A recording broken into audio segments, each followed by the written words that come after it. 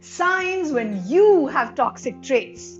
We spend a lot of time and energy trying to pinpoint toxic people in our lives. I do too. But how often do we really look inwards during our search for the self?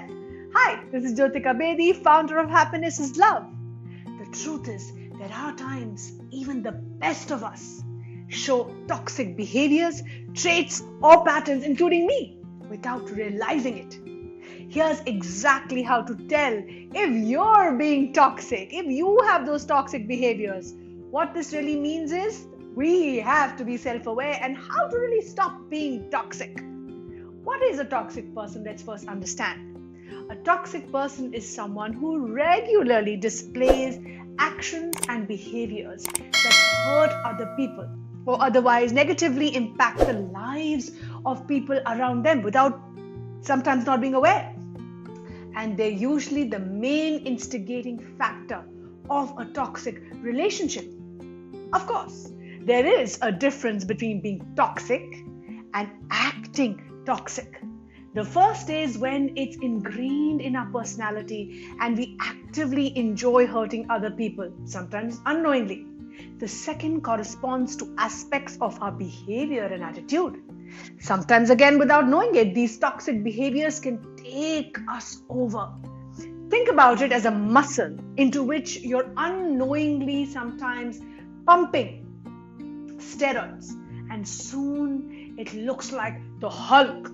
The good news is, with a little bit of self-reflection, a little bit of self-awareness, and asking for feedback from others, we can become more aware of these traits and habits in us and eradicate them so we can become better people, better parents, better professionals. So here are a few of the most common behaviors that I have listed that even good people can develop that might actually be hurting those around them, as well as how to change course for the better. Are you ready? So what are the signs of a toxic person? I've been guilty of the same. Number one, you're sometimes sarcastic.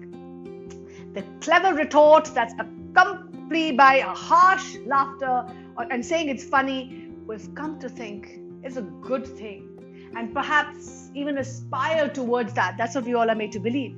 It's gotten sometimes to the point that people who don't know how to be clever believe that they are terrible, dull, conversationalists. What's the best way? The truth is, you say something funny, but it actually is hurtful to the other person. It's actually harsh, and the only person laughing is you, and you think sarcasm is humor, but it hurts. What is the fix? We all know how terrible it feels to be the target of hurtful, harsh remarks, don't we? Especially when we are in a vulnerable or emotional state of mind. So before you open your mouth, ask yourself, how would I feel if I was sharing something about my life or thoughts and someone gave me such a reaction? How would that make me feel? Number two, you deal with conflict in a roundabout way. Conflict, I understand, is uncomfortable. It's uncomfortable for me too. We don't like to deal with tricky or tough situations directly. We like to skirt it around.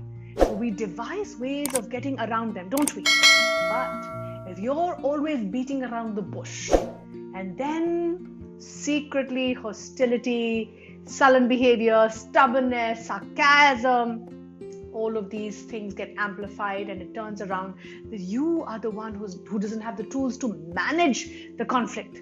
No matter how logical our arguments are or how upset we might be over whatever is happening, sometimes we are passive aggressive in our pain, and this is not helpful to ourselves and to others. It's like cancer in our relationship. The fix is know that difficult conversations and tough conversations are scary in our heads than they are in reality. We simply haven't had enough practice. The more you have these conversations, easier they become. The rule of the thumb you can subscribe to is to just ask yourself, how can I say this in a way that is kind, and it's useful, it's helpful without attacking the other person, and you can learn skills. There are tools available. Number 3, everything is a competition. Telling someone how you went through a similar experience as they did is different from trying to show how you've had it worse. The first is where you show you resonate with the other person and you use kindness and empathy to connect. The second is a competition. It's true that many people have been conditioned to have, let's say, some sort of seemingly objective matrix of what's wrong. We prioritize physical health, ailments over mental health difficulties, and for anyone who appears to be living comfortably, we dismiss it with the label of first world problems. Sometimes we're filled with indignation if we've been through worse, and we think, how dare they? Or sometimes we genuinely believe someone is just being weak and should just suck it up without complaining, because we have done it ourselves. Can you tell the difference? Importantly, we need to be more aware of these biases and realize that pain isn't a competition. Regardless of a person's conditioning or lifestyle, pain is pain for you and for me and for everyone. When we try to convince others that their situation is not really that bad, that we have had it worse, we are actually invalidating their emotional experiences and we are alienating them. What is the fix? Be aware of why you feel the need to sometimes compete.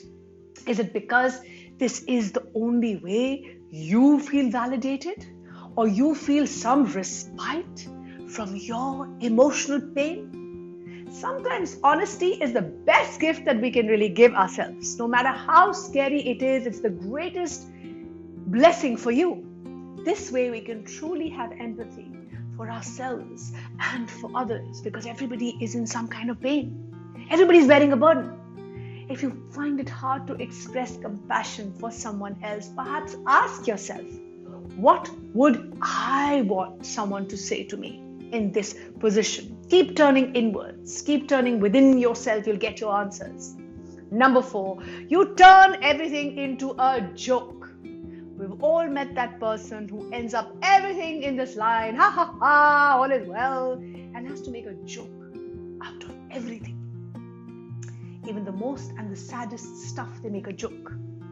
Maybe it's because we don't know how to deal with the situation or how to deal with the emotions, or we feel uncomfortable as it rips open our old emotional wounds. So what do? We try to escape it via a light-hearted joke so that you can dismiss it and deny it. There is a fix. It's okay.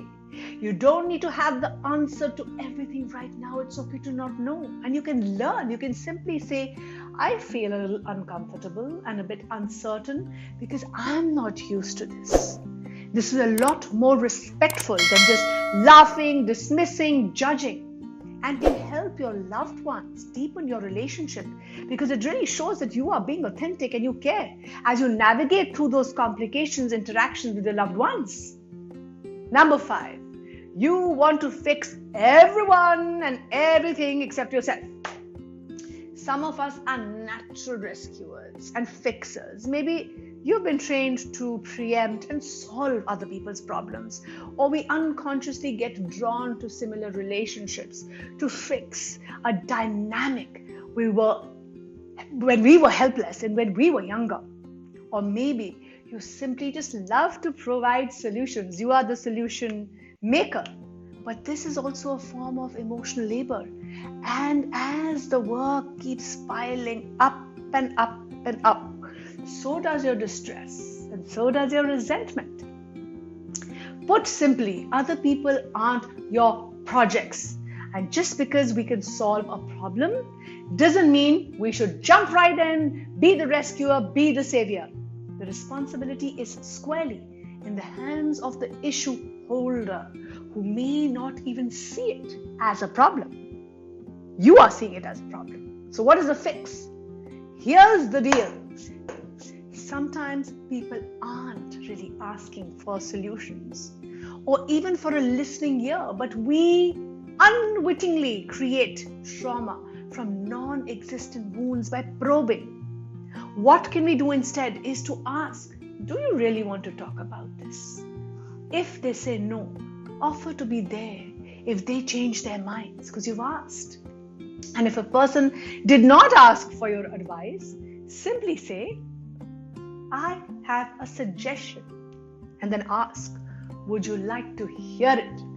And give the other person the right to say no. Additionally, recognize that you don't need to fix everyone and everything. Learn to accept your flaws, people's flaws, because we all are flawed. Help them when asked, and if necessary, set a boundary, especially in those relationships where the other person's attitude and behavior is affecting you in a negative or in an unhealthy way. There's no need for you to shoulder every single person's problem and jump in and save them and then accompany them on their growth journey. Your job is to focus on your journey. Number 6, you secretly crave disaster because of the care you receive from disaster. When we want to make a change, there are usually 2 sides of us in a conflict. One side desires growth and transformation, but the other one doesn't because it has something to gain from this status quo. Much as we hate to admit it, a part of us may sometimes enjoy the attention from the drama, the subsequent pity party we throw. Tough times happen with all of us. A sign that we love the attention from the pity parties is that we ask for solutions only to shoot them down. It's a way of opening a conversation with someone else, bathing in their attention and care, and convincing ourselves that we're really seeking help, but things never shift. While this might feel good in the moment for ourselves, it puts a lot of strain on others, on our friends and family who need to continue picking up after us. We should, of course, feel free to lean on our network when we need help and support, but constantly injecting negativity into our lives and the lives of others just because we enjoy feeling the extent of this love and attention, even though if it's negative, is not fair. What is the fix? If you want to feel a part of your life, but you want others to feel a part of your life and they want to feel heard and loved, don't live in a train wreck where the majority of your interactions are just centered around getting attention all the time. It's time to give, because giving is receiving. Giving positive attention, committing to stop trying to solve every problem and jumping into every problem. Start mastering yourself before you start mastering a situation. Think about a time when good things were good, when you were in charge and you liked who you really were, your words, your integrity, your growth and your energy. Tap into that.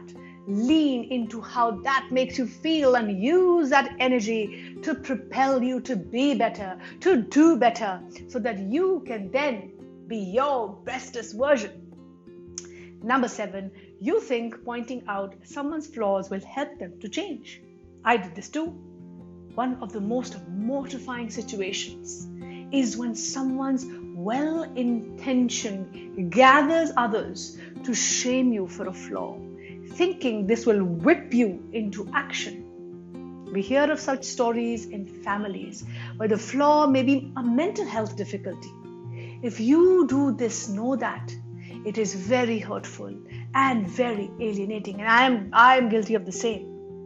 Most of us are aware when we're a shadow of our old selves, and if it is sliding in the wrong direction, we are busy trying to adjust or even sometimes mourn the loss of our old selves. Adding salt to those old wounds only triggers more shame and anxiety in us. So there is a fix. What you could say instead would be something like this: I've noticed this change in you. It's positive, and I'm here for you if you ever want to talk about it.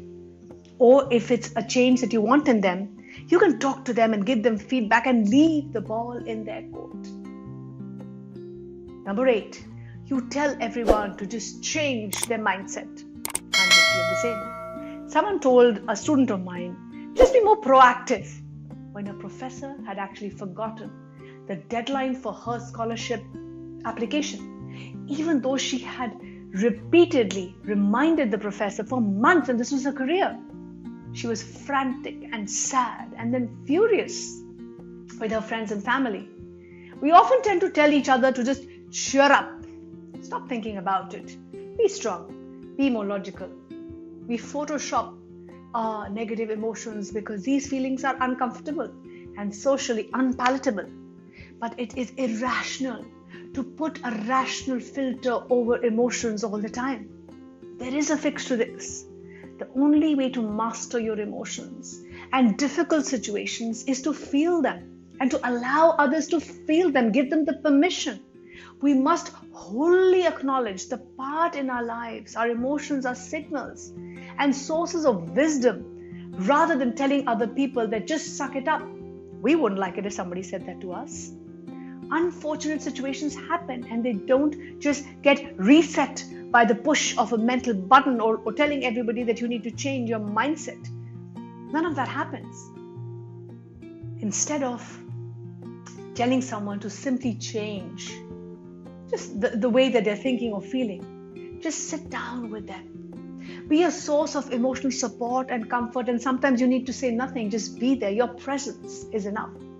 Let them earnestly convey their emotions out loud to you without you judging them or giving them a quick fix solution. Sometimes this is all that is needed for their healing and for their growth. Number 9, you push your truths on others.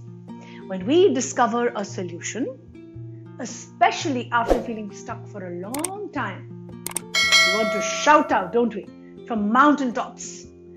Whether it's, let's say, a secret of weight loss or finding spiritual salvation, we just hope our loved ones will reap those benefits just like us. I'm guilty of the same. And then there's also another deeper subconscious drive that spiritual author Paulo writes about. We believe that an extra person subscribing to our truth makes our truth more valid and worthwhile. Especially if we're watching our friends or family's lives deteriorate or worried about the afterlives of our loved ones, we feel compelled to convert them. But this sometimes backfires, mostly in the end. Forcing our truths down someone else's throat feels just as uncomfortable and invasive as the metaphor suggests. Moreover, just because something's worked for you doesn't mean it'll work for someone else.